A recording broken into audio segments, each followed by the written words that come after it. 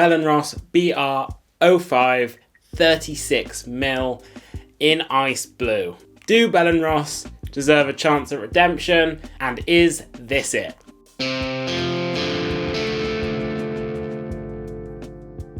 It goes without saying, we've reviewed Bell & Ross before. We reviewed the BR-05 Iridescent, and Terry, what was our thoughts on that watch? It's a big thumbs down. Maybe 2 thumbs down. It was 2 thumbs down and a fart noise. It was a shiny pile of puke. In all honesty, it had its redeeming qualities. It had a very cool dial. It was very well built. It sort of stopped there, didn't it? It hurt you. Literally. It was literally painful to wear. But this is not a review of that watch. Bell & Ross, after that video, were nice enough to send me another one. And it is a brand new model that was only unveiled at Watches and Wonders. And honestly, tried it on at Watches and Wonders, and I think I told you this, Terry, I really liked it at the time. They released it in black, they released it in grey, they released a mother of pearl version, and they released this ice blue. And it's the ice blue version that we're taking a look at today.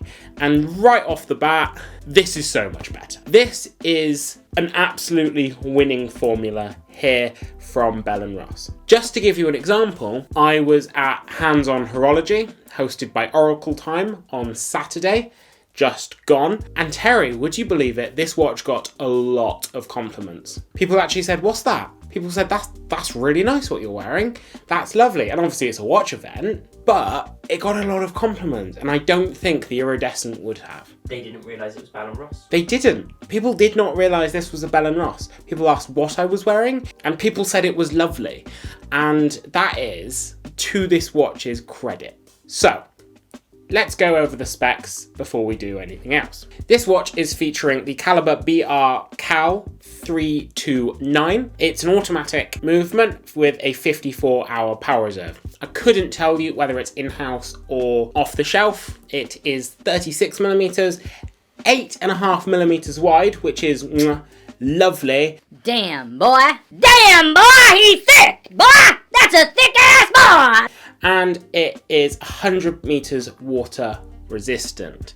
So with those dimensions, I'm actually not entirely sure what the lug to lug is because I've lost my calipers, but what I can tell you is even though this watch is advertised with a 36 diameter, I think because of obviously the square case that Bell & Ross is known for, this watch wears much more closely to a 38mm, which is actually what most people were sort of guessing it was when I sort of gave it to people to try on and stuff at Hands On Horology.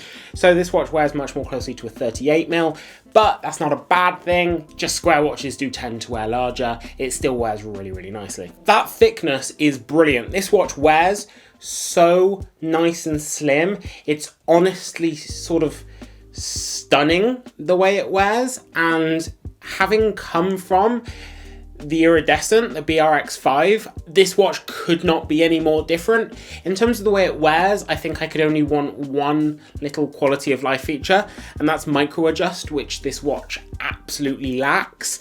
But this watch wears so nicely. It's got some nice crown guards as well. It is of course an integrated bracelet. Even the clasp looks lovely. Polished center links. It just looks really, really nice. In terms of the bracelet, I would maybe like to see a little bit more sort of chamfer on the edge of the bracelet because, I mean, you have some really nice polishing on the case. The case is really well finished. You've got some nice polishing on the center links, but I'd like to see a little bit more, just a little bit more on the bracelet, to be honest. It's a very nice bracelet. It's got very short links, so it's got a really nice drape. It wears really well. There's no big gap between the lugs. So honestly, it's all a really good story in terms of the way it wears. I'd just like to see more finishing on the bracelet. But if you have a look at that dial, when I'm wearing it on my 6.5-inch wrists, the dial is lovely. It's got an ice blue colour. It's well loomed. The loom emits green. You've got Arabic numerals at 12, 3, 6, and 9. And honestly, it's just a really nice, well laid out dial. Coupled with sapphire crystal, which only sits very, very slightly proud of the case. There's no big bump or anything with the sapphire. It's maybe 1/10 of a millimeter or slightly more proud of the bezel, but it looks really, really good.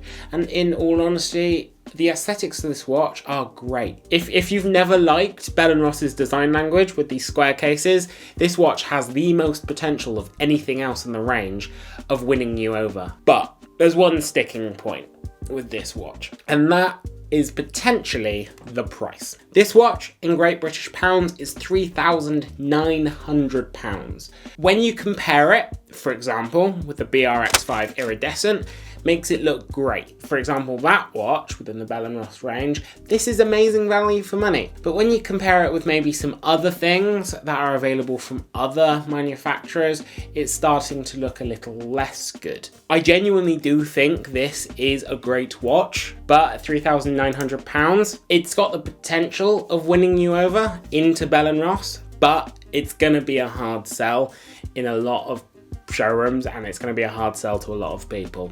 I'd love to know what the movement specs are in terms of accuracy. Not advertised anywhere. At £3,900, they really should be looking at getting that movement certified somehow, and then sort of advertising it. And yeah, again, I'd like to see a little bit more finishing and stuff on the bracelet. And also at that price, it doesn't fill me with a lot of love that the case back is just fully plain steel.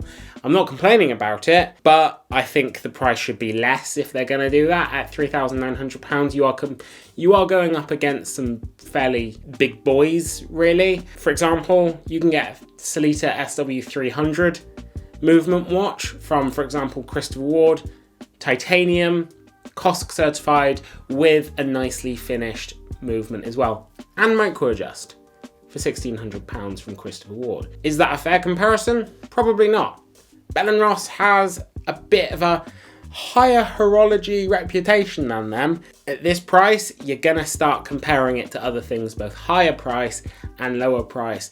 And that comparison in terms of feature set and finishing isn't overly positive. But what I do think is this is the best watch that Bell & Ross have ever made. I've loved wearing it, and I really think it represents a great direction for the brand to go in.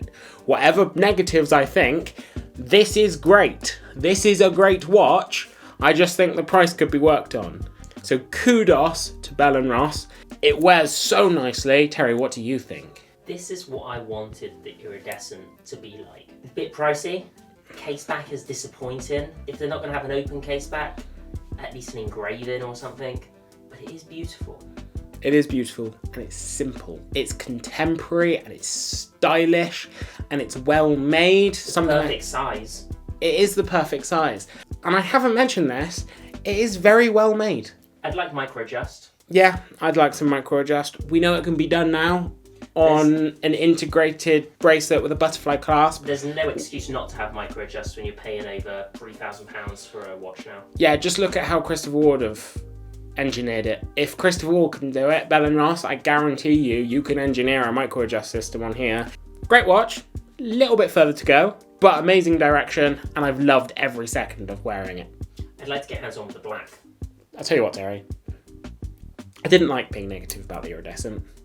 And whilst obviously I'm still going to say some constructive things about this, it's been a pleasure to be so much more positive and love wearing this watch. Well, it's deserved because they've made a much better watch. Yeah, absolutely. So Ricardo, it's been a pleasure to, I guess, give you guys another chance. Genuinely really enjoyed this, and I think that is the consensus of every other reviewer that's got hands on. I just think there's a little bit more work to do, but entirely the right direction for the brand. So guys, tell me what you think down in the comments, and whilst you're down there, why not like, subscribe, ding that bell icon so you never miss another video, and why not click that join button to support the channel directly, just like everyone on screen did now. And remember guys, to everyone who's watched this video, watch yourselves, but remember, hats, watchyourselfshorts.com, get a hat, get all sweaty in your corduroy.